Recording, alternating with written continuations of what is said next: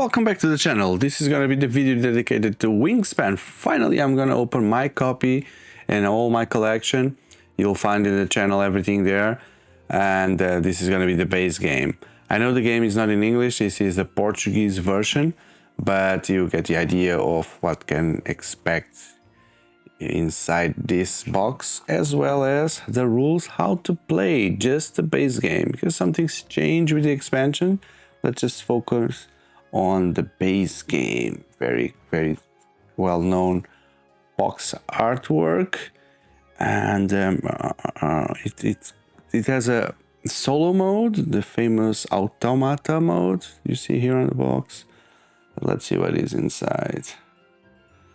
Let's open it. The box also says here it goes to 40 to 70 minutes. Can be played up to 5, 10 years old or more. I can't comment because I haven't tried with kids this one. It's a bit more complex for a kids game. So I'm gonna put that on hold for now. One day I'll try. Box is quite heavy for the size, and that's because it's gonna be full of plastic and tokens and dice trays and whatever. Wow, that is filled until the very top. Okay, let's start here. We get this Wingspan manual. It's a kind of paper that has some texture. I had some very bad surprises when I opened the other Wingspan games. You see, this is a sealed product and you can see some mold already there on the pages. I don't know how this is possible, but it's very disappointing for me. You see there, mold. How can mold get into a sealed game? I really don't understand. But yeah, let's see how this thing is. The metal things that hold the game, they're already completely destroyed by rust. How is this possible? This is the manual. Then there is you can even hear how the moisture was in the pages. They haven't been open in a while. That's why you had this sound. So this is explaining you, look at that. How is that possible? Explaining you the abilities of the birds as an appendix. And this paper is not a bad paper because it's very plastic. So, and there's also the rules for the automata mode. Just 4 pages, very simple. Okay, what else? What else is here? I guess this is gonna be the decks of the cards. We'll take a look at them. There's a tray for you to put the cards. No mold here. So the cards are stored here, and this works also as a market in the game. The eggs, this looks like Easter candy. And they come in colors, which I think it's irrelevant for now. Oh, so they were kind enough to send some plastic bags. Okay, and what's happening here? Oh shit, this is so hard. And I think it's moldy. The smell. No, it's really. Do you see how do you hear the sound of this thing? Looks like that thing that you used to, I don't remember the name in English, sandpaper, right? It's made of sandpaper. It's very bad for, wow. The feeling in a finger. Okay. The dice. Okay, so there's a thing against moisture there. And I'm just checking if these wooden components have been affected. Doesn't look like that. Even this very thin paper sounds like he survived. The famous Stonemaier boxes for the tokens, but these are going to be a bit irrelevant because of the big box that I own. Okay, I like this thing that is protecting some. Why are these cards different? Why are these separated? They are inside a booster pack. I was gonna say that we could hold many things inside this large envelope, plastic envelope, but it's just the reference guides for the players, which have survived. 4 reference guides. But I'm curious here with these cards, because there's a plastic bag empty, and these are sealed. What are these things? Are these like cards that were fixed? But this is a base game. Fixed for what? Fixed for what? I don't know.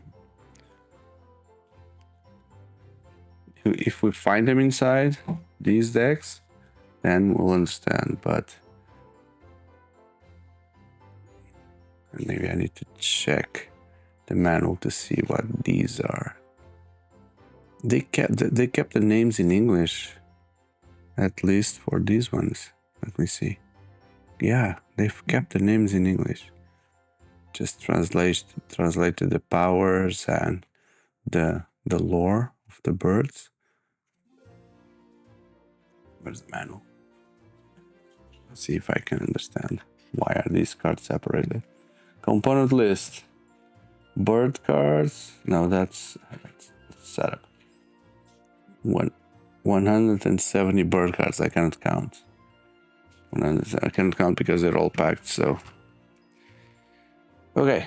Another strange thing is there's another dice tray, but the box already had one. Not sure if we need to. The nesting box already had one, so it comes here to be assembled. I'm not gonna assemble, but it looks exactly the same. And then the tokens, all these tokens need to come out. The first player tokens, and you have the bonus objectives. That's it. And there are also these 5. I always love this. They look like, they are meant to look like a book that you open and hold like the pieces of paper to take notes. But this in fact ends up being the player boards, the 5 player boards, which they become a little bit different if you play with the expansions. So I think you'll never use them, and you'll use the ones that come into the expansions. What about the cards? Let's start here with the common Merganster. Isn't the common That's very strange what these cards are. Maybe the Portuguese version says that it includes some, let me see, some bonus cards, which would be awesome. Let me just check. 8, 5, 26 bonus cards. No, these are not 26 cards. Yeah, I don't know what those cards are. I'm sorry, I need to check it online. Let's take a look at these birds. Where's the... That's on the other side.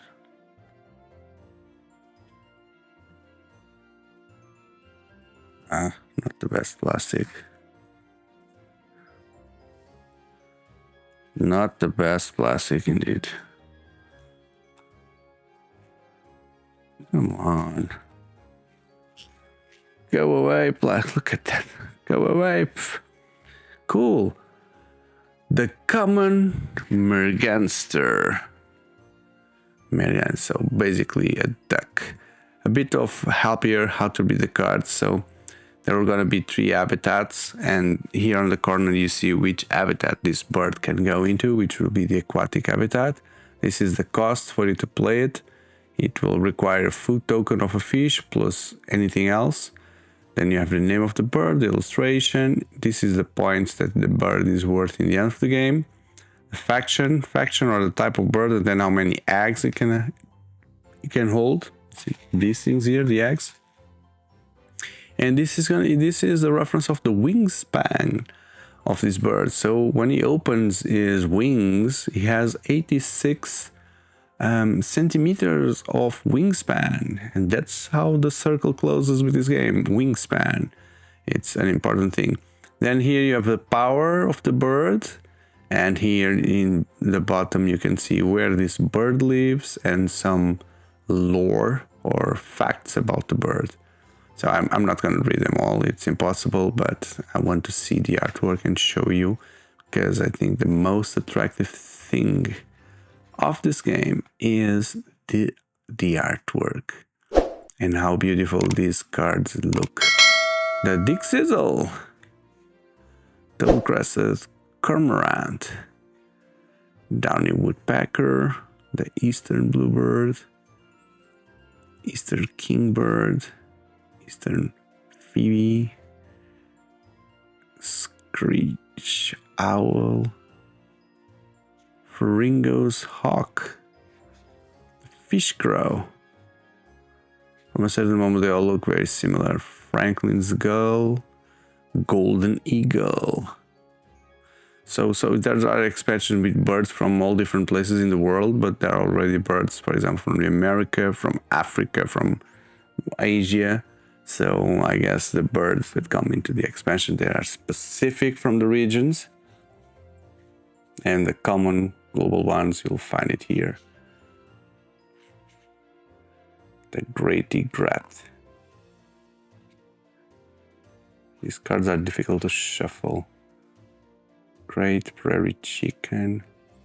The Greater Road. Oh, the Roadrunner. Wow, it's worth 7 points. The Roadrunner. Where the catch is expensive to put in. The Green Iran. Hermit Thrush. Wooded Merganster. Wooded Warbler. Horned Lark. House Finch. House Wren, Inca Dove, Indigo Bunting, Juniper, Titmouse, Killdeer, King Rail, Lazuli Bunting. So beautiful. And there's another expansion which changes the artwork for fan artwork or whatever, the Mallard. And I don't think this is really worthy because this is already so beautiful. So beautiful. And I'm not that big of a bird lover. I don't care much about birds, but I can spend my time here looking at this. Mockingbird. Yeah, this needs a bit of a peregrine falcon. Big wingspan. I do need to put some shuffling here because I feel like the cards are still a bit glued to one another.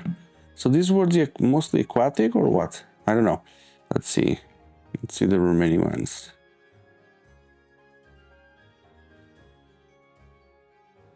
Let's open. And now we have, yeah, they are still a bit brands against each other. The Acorn Woodpecker, American Avocet, Bittern, that's a long beak and neck, American Coot, American Crow, American Goldfinch, American Kestrel, American Oyster Cat. Oh, there's the Oyster Catcher. American Robin. So why do we have an American expansion with all these American birds already? Aninga, Anna's Hummingbird Husana, Ash-throated Flycatcher, the Atlantic Puffin. So that's the water parrots. Okay. The Bald Eagle, the Baltimore Oriole, the Barn. Barns now, the barn things, the barrel, golden eye. Okay, let's another kingfisher. Yeah, there's content here for you to read through many ages. The blue jay. Are there repeated birds? I don't think so. Although they look some of them look similar to a few that we've seen already. These are all unique. The California condor, California quail, Canada goose. So I think now we are going on alphabetic order We start with the C's on the other neck or the other deck. Chihuahua Raven. Wow. Common Crackle, and then common, the commons. Those were the commons. Okay. And what about the remaining one?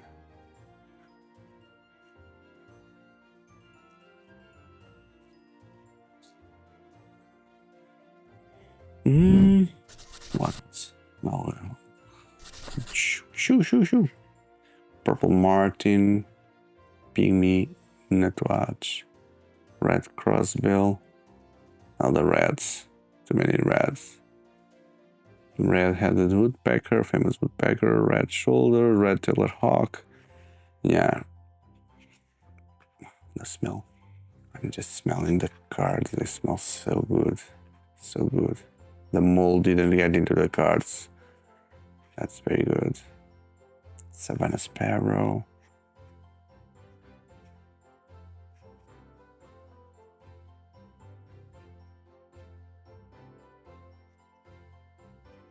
I don't know what to say. To be honest, I'm seeing too many birds now. Turkey vulture. Well, yeah, this is a huge collection of different birds. They did an amazing work fetching all these pieces, and just for the base game, just for the base game. And there's one final deck here. This is gonna be a long video, guys, because it's big game, lots of content, and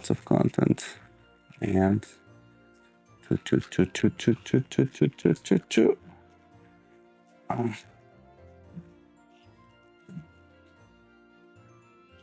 Come on, this plastic. Okay, so these are the bonus cards. So in the beginning of the game, you get 2 of these, and you decide which one you want to keep, and you discard the other one. So these are going to be objectives by the end of the game. If you fulfill the objective, you gain certain points, and there's a lot of them. All of them are different. They have the Portuguese names, and I think these are reference guides for the players. And there's a solo mode cards. These two are slightly different on the back, but they have the automata symbol, maybe a reference guide for the automata mode, and that's it. Yeah, so these are the components. Let's go and see how the game works. This is how the board looks, and you will play for 4 rounds. In each of the round you will have these available 4 actions. I know it's not in English, but I will help you. Play a bird, get food, lay eggs, and buy more cards. And these cubes, you start with 8, and they represent the amount of actions you have for each round. In the first round you will have 8 actions, then for the second round you lose one of these cubes. Third round you lose another one, and on the fourth round you only have 5 remaining. Okay, so let's start with the first action, which is here the play a bird. Birds look like this, right? And they have a cost to be played, and they have an habitat that they can go to. So for example, here this one has a forest habitat, so it can only go here on the forest, but also has a cost. You need to pay a mouse resource, which are these resources. You start with some of them, and some of the cards, and then you need to pay, put it back to the supply, and then you are able to put the bird down there. But there are also birds that go into different environments or habitats. This one goes to the water part. It's a duck, right? Some of them have hybrid. Some of them have different costs. So it really depends on what you want to do. So the first column, there's no extra cost beside the cost of the bird, but you'll notice that second, third, fourth, and fifth column, there's an egg symbol there. Because if you want to put a bird here, you'll need to pay those resources in eggs, which is another thing that your birds will generate. Okay? So basically, that's play a bird. If the bird has an effect that says when played, this is the right moment that triggers. Okay? Then, what about gaining food? When you plan to gain food, you put one of your cubes here on the leftmost available space in that row, and then you will get the food according to the number of dice that you see there. So in this example, that's 1 die. You take a look at this dice tray, which is very fun, looks so cool, and you choose one of these dice with the face up, and you get the resources that you see there. So if you pick this, for example, you would get this one there for your supply.